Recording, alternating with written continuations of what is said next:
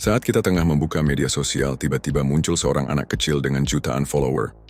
Dengan rambut yang rapi, suara lantang, dan dengan percaya diri mengucapkan, Orang banyak pengen hidup yang aman, tapi tahu nggak? Yang paling seru itu justru hidup sebagai perintis. Yang paling seru itu justru hidup sebagai perintis. Nggak ada yang nunjukin arah, nggak ada yang ngejamin hasil, tapi justru itu letak asiknya. ribuan, bahkan ratusan ribu orang menontonnya. Banyak yang kagum, banyak pula yang bereaksi sebaliknya. Bocah 9 tahun yang katanya merintis bisnis sejak kecil, mendadak viral karena menyampaikan motivasi dan filosofi hidup.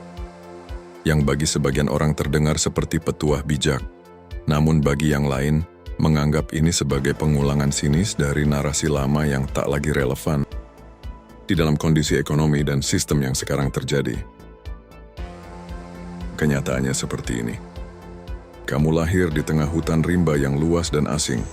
Tidak ada jalan setapak, tidak ada suara, hanya suara sunyi dan insting untuk bertahan hidup. Berbeda dengan seorang pewaris.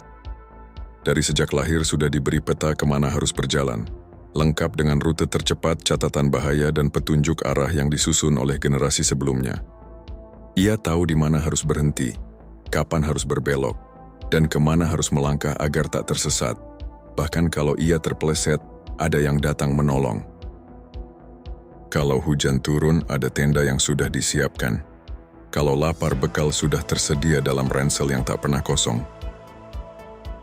Sementara seorang perintis, lahir tanpa peta, tanpa ransel, tanpa siapapun yang membisikkan arah, ia hanya tahu satu hal.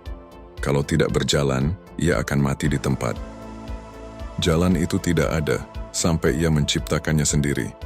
Ia belajar dari luka yang menganga, di malam yang dingin tanpa adanya tenda yang tersedia. Setiap langkah adalah taruhan baginya, bukan demi mencapai kemewahan, tapi hanya sekadar berusaha keluar dari kegelapan yang terus menyelimutinya. Begitulah dunia ini bekerja. Ada yang tinggal mengikuti arah, ada yang harus berjuang dan bertarung untuk bisa sekadar tahu kemana arah itu berada. Jadi kalau ada yang bilang, seru jadi perintis, padahal dia lahir dengan peta di tangan dan penunjuk arah, itu bukan motivasi, itu ignoransi. Karena yang benar-benar tahu rasanya jadi perintis, tidak akan pernah menyebutnya seru.